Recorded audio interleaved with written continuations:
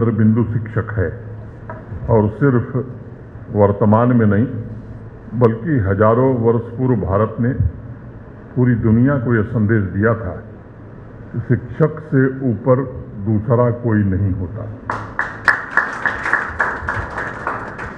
यहाँ तक कि गोविंद भी गुरु के बाद ही आते हैं, ऐसा हमारे यहाँ कहा गया। और ये केवल श्रद्धा की बात नहीं है।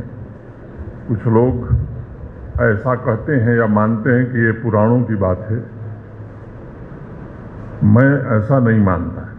इसमें वैज्ञानिक दृष्टिकोण भी शामिल है, क्योंकि शिक्षक के अलावा या शिक्षण के अलावा कोई दूसरा प्रोफेशन नहीं है जो बच्चों को, युवाओं के चिंतन को नया आकार दे सके।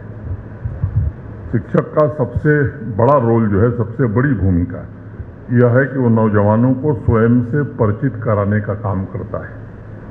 और हमारे महापुरुषों ने कहा है कि जान परत पहचान होत जब चरण शरण लय आवत, जब पहचान होत है तुमसे सूरत सूरत मिलावत। और मुझे लगता है कि इस दुनिया में तमाम इन्वेंशन से बड़ा काम है स्वयं को जानना। और इस दिशा में सिर्फ शिक्षक ही विद्यार्थी का हाथ पकड़कर उसे स्वयं को जानने की यात्रा पर ले जा सकता है। बदलते परिवेश के मुताबिक चुनौतियों से जूझने के लिए उसे तैयार कर सकता है और उसमें साहस भी प्रदान कर सकता है।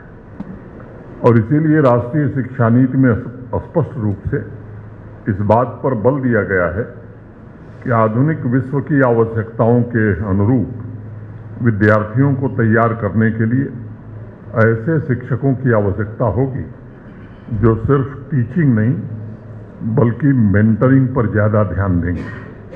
मुझे प्रसन्नता है कि शिक्षक की training, capacity building, leadership role के लिए, उनकी स्वयं की मेंटरिंग के लिए भारत सरकार ने इस पूरे अभियान को पंडित मदन मोहन मालवीय जी को समर्पित करते हुए इसे Malviya mission teachers training centre का नाम दिया है। ये सच है कि महामना जैसा विराट और दूरदर्शी व्यक्तित्व, और मैं कहूँ कि ऐसा शिक्षक मिलना ये असंभव है।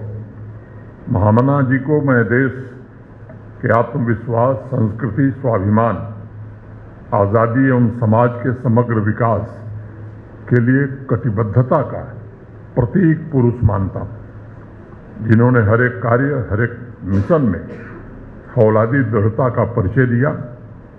आप सबको स्मरण होगा कि काशी हिंदू विश्वविद्यालय की स्थापना के पूर्व ही भारत की त्वरित प्रगति के लिए महामना ने व्यक्तित्व के स्वतंत्र विचारों की व्यवस्था पर सबसे ज़्यादा बल दिया था, जिसकी शक्ति सामाजिक आर्थिक विकास और कल्याणकारी राज्य की स्थापना के लिए वो बराबर इसे आवश्यक मानते थे। आज़ादी के दशकों पहले भारत में औद्योगिक क्रांति की नींव रखने वाले पंडित मदन मोहन मालवीय ही थे और उन्होंने ये सुनिश्चित किया कि इस क्रांति के लिए मानव संसाधन जुटाने में काशी हिंदू विश्वविद्यालय या ऐसे शिक्षण संस्थान सबसे अग्रणी भूमिका निभाएंगे। ये कहना ज़्यादा मुनासिब होगा कि महामना की आंखों में हमेशा आर्थिक, औद्योगिक रूप से मजबूत तथा सांस्कृतिक रूप से समृद्ध एवं शैक्षिक रूप से विश्व गुरु का सपना भारत के लिए लहराता था। और मैं कहना चाहूँगा कि महामना ने जिस शिक्षा व्यवस्था का विस्तार किया, आज उसी का परिणाम है कि आज भी हमारे संस्थान अनेकों पीढ़ियों से आत्मनिर्भर भारत के निर्माण में योगदान दे रहे हैं।